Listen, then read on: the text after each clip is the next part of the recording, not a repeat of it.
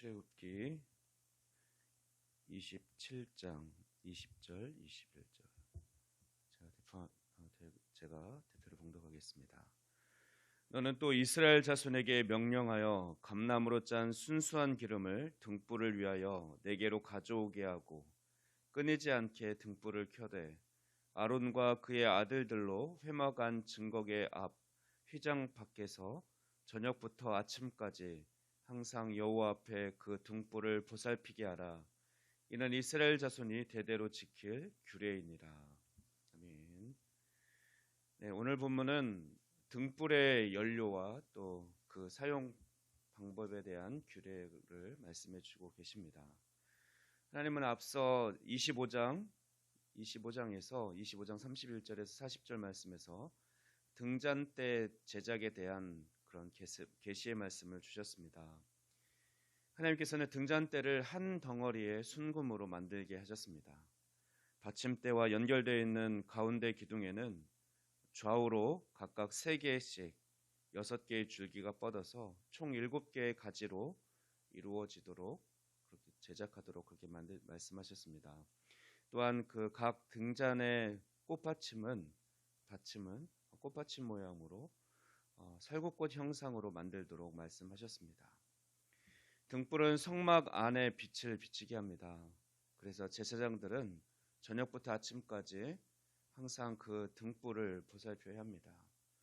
오늘 본문 21절에서는 아론과 그의 아들들에게 이 임무를 맡기십니다. 회막안 증거계 앞 휘장 밖에서 저녁부터 아침까지 항상 여호와 앞에 그 등불을 보살피게 하라고 말씀하십니다. 그리고 이것은 이스라엘 자손이 대대로 지켜야 할 규례라고 강조해 주십니다. 여러 겹의 휘장과 막으로 씌어진 성막 내부는 밤이면 바깥으로부터 자연광을 흡수할 수가 없기 때문에 칠흑 같은 어두움이 임했습니다. 바로 이곳에 등잔대에 불을 켬으로써 그 내부를 밝게 하며 또 제사장의 활동을 가능케 하였습니다.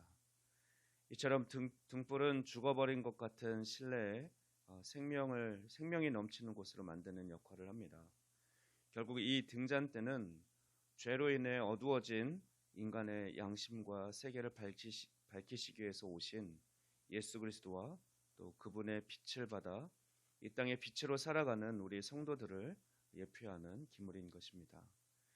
앞에서 등잔대 제작 규례에 대해서 자세히 설명하신 후에 오늘 본문에서 따로 등잔대 사용 명령을 구분하여 지시하신 것은 그만큼 이 등불의 연료가 되는 기름과 또 등불의 역할이 아주 중요한 것임을 말씀해 주시는 것입니다.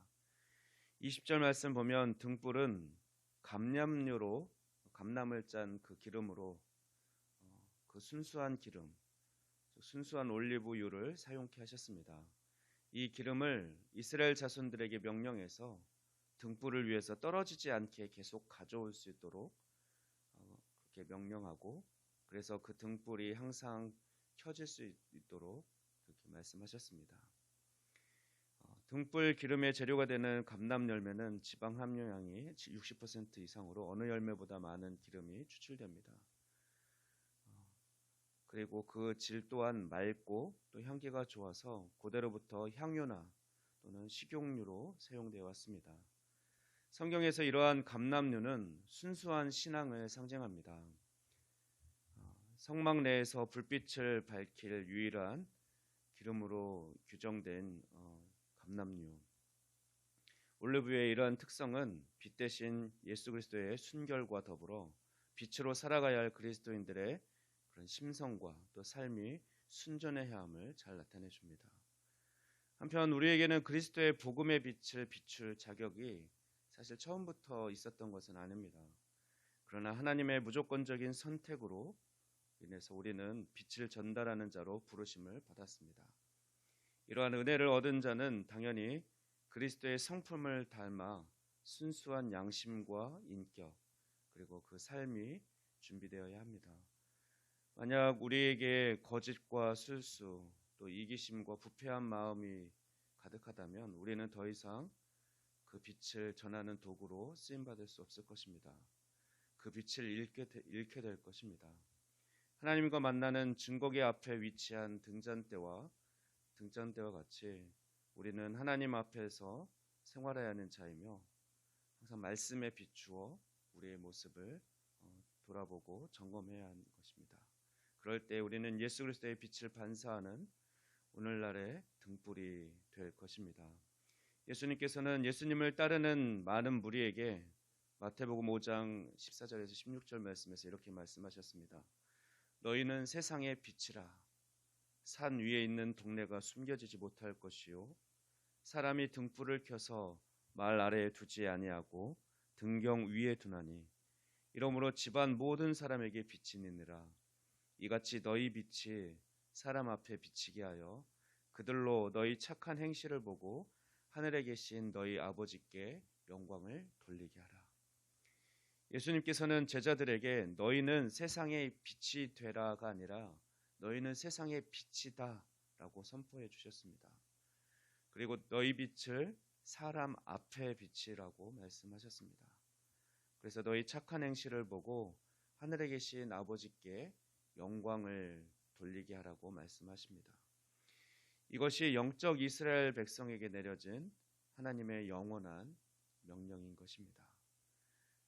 대제사장 가문인 아론의 가문이 등불이 꺼지지 않도록 항상 보살피고 해야 할 듯 오늘 하나님의 백성으로 부르심 받은 우리도 역시 빛이라고 말씀하신 그 사명을 우리가 그 불을 끄지 않고 이 세상 가운데 늘 밝게 비추는 사명을 잘 감당해야 하는 것입니다.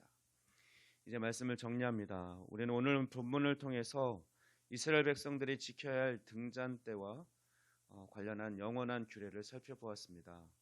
대제사장은 성막 안에 등잔의 불을 잘 밝혀 항상 빛이 있게 잘 관리했으며 백성들의 일을 위해서 순수한 감람류를 끊어지지 않게 드려야 했습니다. 하나님께서 오늘날 우리를 왕같은 제사장으로 부르셨습니다. 우리를 어두운 세상을 비출 빛으로 부르신 것입니다.